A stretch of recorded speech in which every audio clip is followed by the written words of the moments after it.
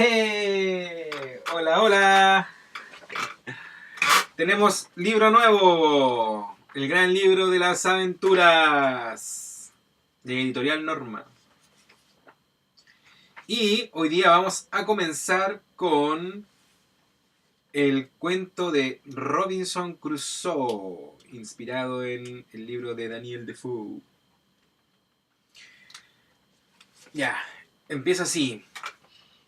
Mis orígenes y mis... Primero voy a decir algo. Ya, va a decir algo la boqueta. Suscríbanse. No. Suscríbanse, pero...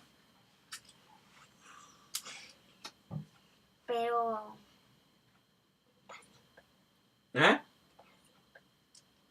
No sé qué dijiste. Ya, comencemos el cuento. Suscríbanse para siempre. Para siempre, ya. Robinson Crusoe. Mis orígenes y mis primeras aventuras. Nací en el año 1632 en la ciudad británica de York. Mi padre era un rico comerciante alemán de Bremen y mi madre pertenecía a una buena familia inglesa, los Robinson. Por eso me llaman Robinson Crusoe. De mis dos hermanos y de mis padres dejé de tener noticias muy joven, como ellos de mí. Mi padre quería que fuera abogado, pero mi único deseo era navegar y recorrer mundo. A los 18 años decidí irme de casa. Un día estaba en el puerto de Hull con unos de mis amigos que iba a embarcarse hacia Londres y me pidió que lo acompañara. Fue una desgracia, pues una terrible tempestad hundió nuestro barco y nos rescataron de milagro. Nunca había pasado tanto miedo y estuve pensándome mucho el ser o no marinero. Pero al fin me embarqué de nuevo con destino a Guinea, África. Este era mi segundo viaje y también fue desafortunado, ya que, cerca de las Islas Canarias, nos abordó un barco corsario. Caímos prisioneros. Nos llevaron al puerto musulmán de Salé, y allí el capitán de los corsarios me hizo su esclavo. Mira, ese era el capitán de los corsarios. Pirata. Durante 2 años solo pensé en cómo escapar. Un día que iba con un pariente del capitán corsario y otro esclavo... Sí, Está muy feo. ese es Robinson. Encontré la ocasión esperada. Nos adentrábamos en el mar y tras arrojar al pariente por la borda, miré al esclavo y le dije: Churi, si quieres serme fiel, haré de ti un gran hombre. Y el joven me juró fidelidad y prometió seguirme a donde quiera que fuese. Navegamos los dos durante 5 días por miedo a caer de nuevo presos. Un día, Churi avistó un barco de vela portugués y fuimos hacia él. Les dije que era inglés y que había huido de Salé y me ayudaron. Partimos juntos rumbo a Brasil, donde llegamos tras 20 días de navegación. De nuevo debía decidir lo que haría en el futuro. El capitán portugués fue muy generoso conmigo y al llegar a Brasil me dio suficiente dinero por mi embarcación. Además, me recomendó a un hacendado que poseía una plantación de caña de azúcar, quien me enseñó su proceso de cultivo y fabricación. Un buen amigo y yo compramos algunas tierras y aunque al principio solo nos daban para subsistir, con el tiempo obtuvimos grandes ganancias. Tras 4 años en Brasil y ya con fortuna, me propusieron viajar a Guinea en busca de esclavos para cultivar las tierras. Yo deseaba aventuras y embarqué el día 1 de septiembre de 1659, dejando mis tierras al cuidado de amigos y como heredero universal al capitán portugués que me había salvado. Habían pasado 8 años desde que abandoné la casa de mis padres. Nuestro viaje estaba condenado al fracaso. Un fuerte huracán, ¿saben lo que es un huracán? Un viento muy fuerte. Un fuerte huracán hizo que estuviéramos varios días a la deriva. El viento amainó, pero una terrible tormenta nos arrojó lejos de toda ruta comercial hasta que el barco encalló en un banco de arena. No sabíamos dónde estábamos ni qué iba a ser de nosotros. Desesperados, lanzamos un bote al agua y los 11 que quedábamos entramos en él. Cuando remábamos hacia tierra, una ola tan grande como una montaña se estrelló contra el bote y nos tragó en un instante.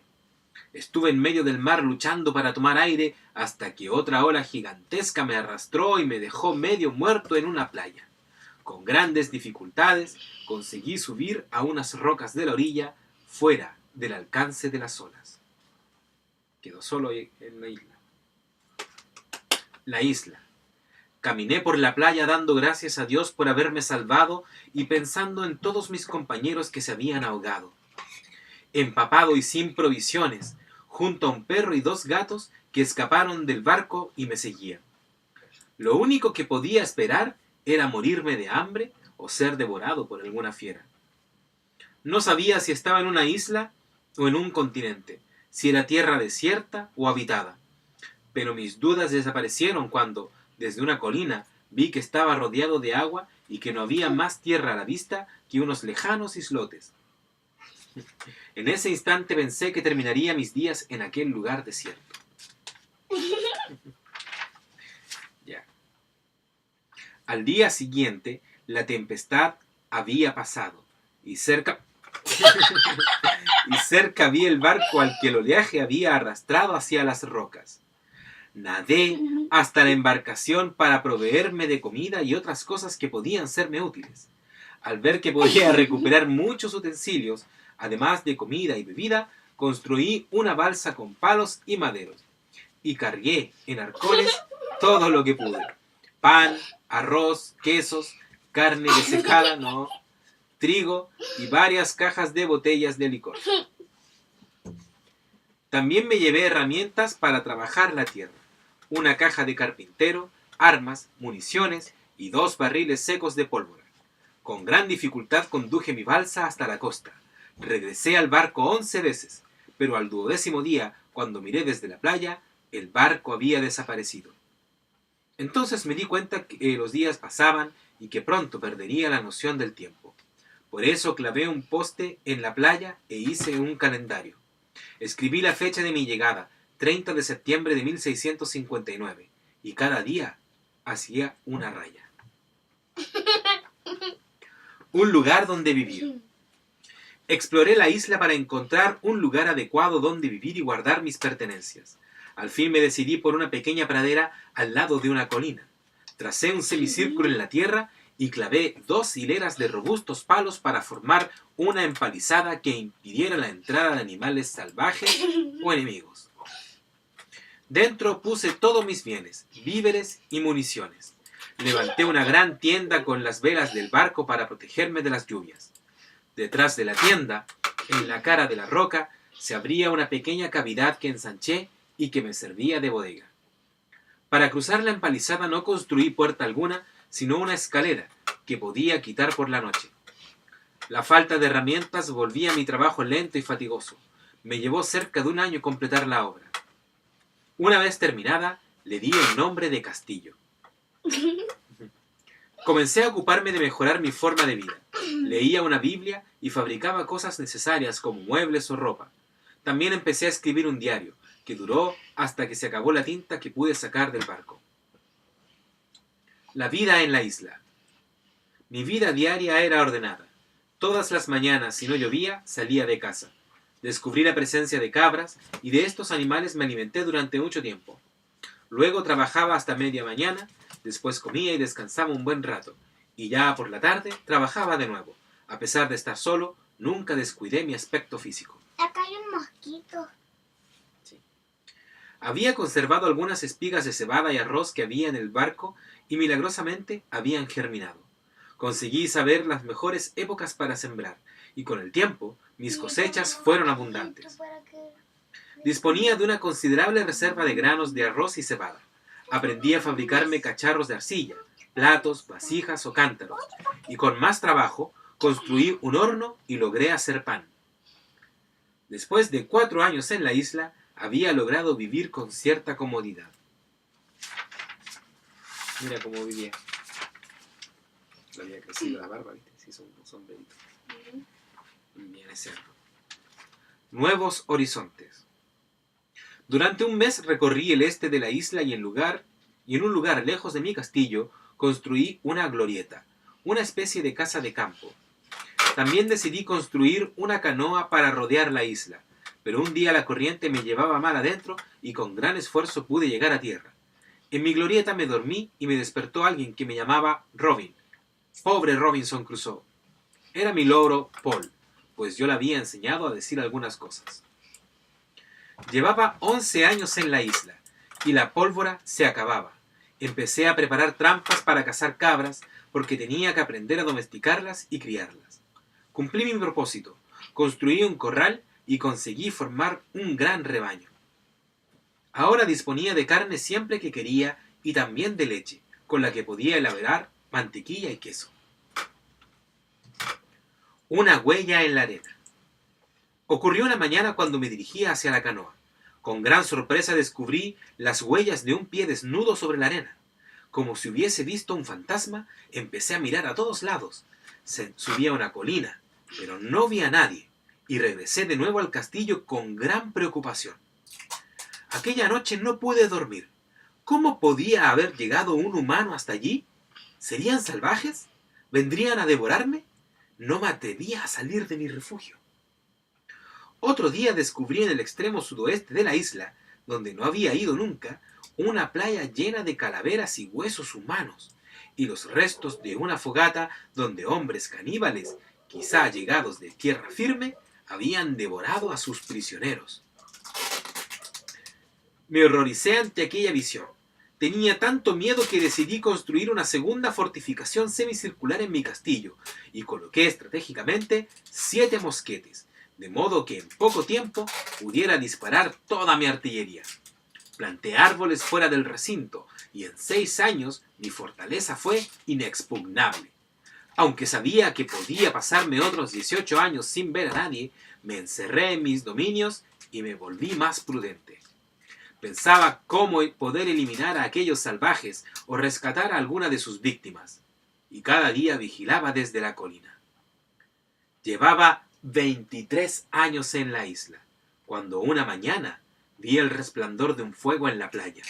El terror se apoderó de mí y me preparé para defenderme. Me eché boca abajo en mi observatorio y, con el catalejo, vi a 9 salvajes desnudos bailando frente a una hoguera. Cuando se marcharon en sus canoas, fui hacia allí y comprobé horrorizado que se habían dado un festín de carne humana. ¿Sigo o lo dejo hasta ahí? Sí. ¿Segura ya? Viernes. Se apagó la computadora. Sí, falta poquito. Una mañana llegaron 5 canoas con 20 o 30 hombres. Traían consigo a 2 prisioneros y tirando al suelo a uno de ellos de un batacazo, empezaron a despedazarlo. El otro, muy asustado, logró huir por la playa y vino directo hacia mí. 2 salvajes empezaron a perseguirlo, pero el fugitivo les llevaba una gran ventaja. Pensé que era el momento de tener un esclavo y salí en su ayuda.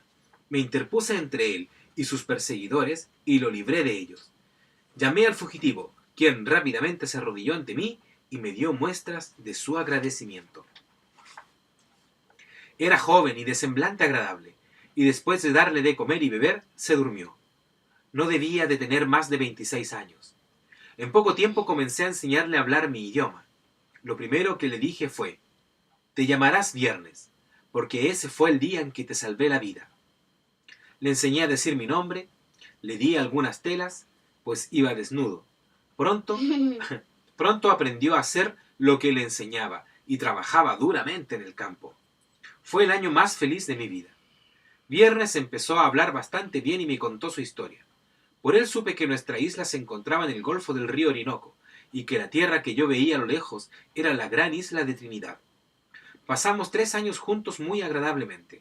Además, le enseñé a ser un buen cristiano. También le expliqué mis aventuras y le pregunté por la gente de su país y sus costumbres. Lo teníamos casi todo listo para cavar una nueva canoa más grande y segura, cuando llegaron más salvajes con prisioneros.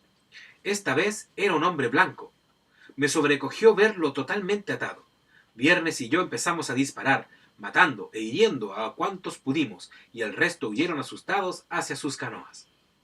Desaté al prisionero quien, con voz débil, me dijo que era español. Había también otro salvaje atado. Lo liberé y le dije a Viernes que le hablara, pero no pudo hacerlo, porque se puso a llorar, a reír, a besarle. Era su padre. Ahora éramos 4. Mi isla estaba poblada y me veía a mí mismo como un rey. Formábamos una sociedad autosuficiente, pero en nuestro pensamiento siempre estaba la idea de salir de la isla. Regreso a Europa. Un día, Viernes me avisó de la llegada de una embarcación. Era un buque inglés que había anclado cerca de la costa. Una barca se aproximaba con unos hombres que parecían traer más prisioneros. Les espié hasta que, junto a Viernes, saludamos a los 3 cautivos que habían sido abandonados en la playa. Cuando se recuperaron del sobresalto, supimos que eran el capitán del barco, su segundo y un pasajero, que habían sido víctimas de un motín de la tripulación. Con mi ayuda, pues ellos no tenían armas, conseguimos reducir a los amotinados. Recuperamos el barco, y por mi parte, conseguí el juramento del capitán de llevarme gratuitamente a Inglaterra. Y así fue como abandoné la isla después de haber vivido en ella 28 años. Llegué a Inglaterra el 11 de julio de 1687, tras una ausencia de alrededor de 35 años. En York, casi toda mi familia había fallecido. El dinero que tenía no era suficiente para establecerme, así que me embarqué para Lisboa con el fin de obtener alguna información sobre mi plantación en Brasil. Viernes me acompañaba en todas mis andanzas. Mi viejo amigo, el capitán portugués, me dio noticias sobre mi propiedad y cómo se había administrado desde mi desaparición. De pronto, me vi convertido en propietario de alrededor de 5.000 libras esterlinas y de una productiva hacienda en Brasil. Vendí la plantación y me quedé en Inglaterra. Aunque me casé y tuve 3 hijos, con los años mi corazón aventurero volvería a latir. Sin embargo, aquí doy por terminado el relato de la primera parte de mi vida, de cómo regresé a mi isla y de otras nuevas aventuras. Ya escribiré en algún otro momento. Y pasó por un zapato roto y mañana te cuento otro. Mañana vamos a leer Viaje al centro de la Tierra, pero vamos a leerlo en 2 partes porque son muy largos, ¿ya? Ya. No. Ya, pues. Ya, mira. Mira.